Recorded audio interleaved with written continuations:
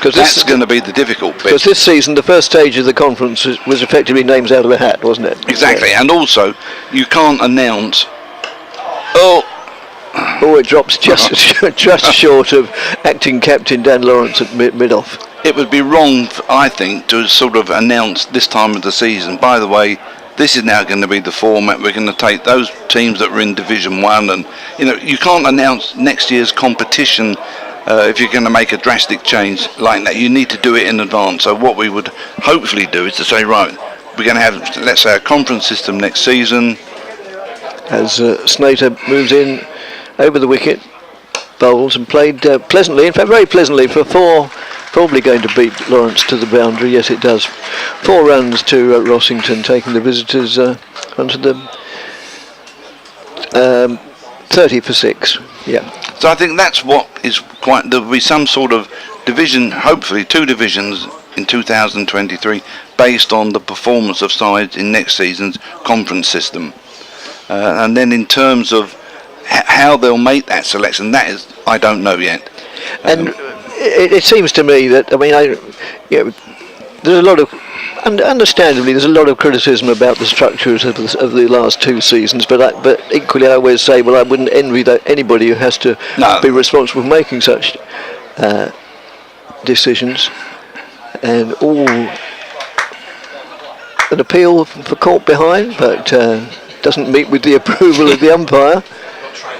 From the reaction of the keeper and the slip, it was almost sort of a gimme, wasn't it? Oh, well, he's out. Yeah, on your way. Next one, please. But yes, where was I? Oh, yes. It's just that almost inevitable that whatever format is come up with, there's going to be a few counties who feel they've been hard done by. Yeah, of course. And that's just inevitable. I mean, I think the 2 divisions is good.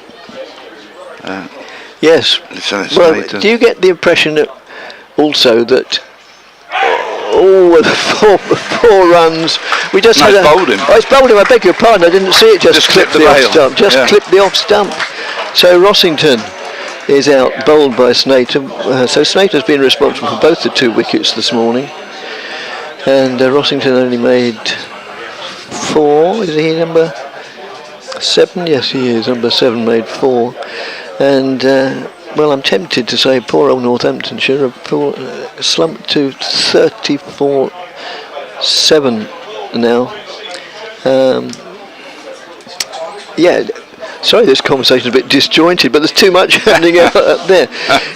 Yeah, so, yes, do you get the impression that, most of your fellow chairmen have a view one way or the other, or are they more or less evenly divided? I think it's pretty much divided. There are some who are steeped in belief of the conference system, I would think we're probably looking at the moment on a 50-50 split but to me, I mean, and this is the argument I have with everybody there, is that the 2 divisions gives you the great competition throughout. There is competitive cricket through the season, whether you're in Division 1 or 2. You've got relegation, promotion battles going on, and that's what keeps it going. If you look at the season of red ball cricket, finished some weeks ago, and we are very lucky to have this support at Essex. But we have to get the competitive edge back in the game. We have to keep players wanting to, prove they can feel. Of course, it is. Yes. You have to have a firmly well-respected, county cricket setup.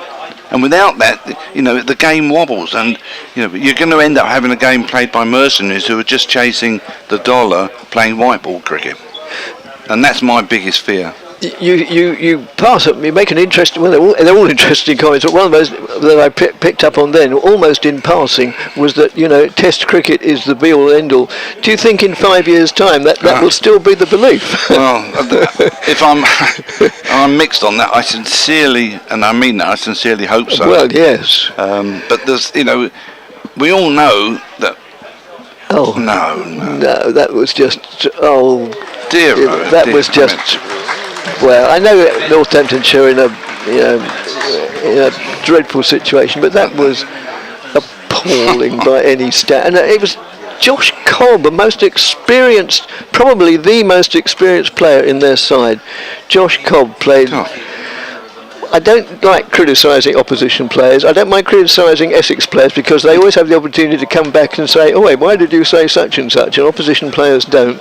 But that was just unforgivable. Yes, it really was. He just sort of swung the bat.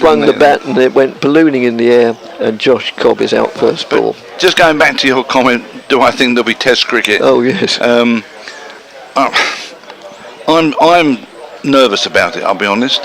I sincerely hope I'm wrong, but I do have concerns about the long-term future.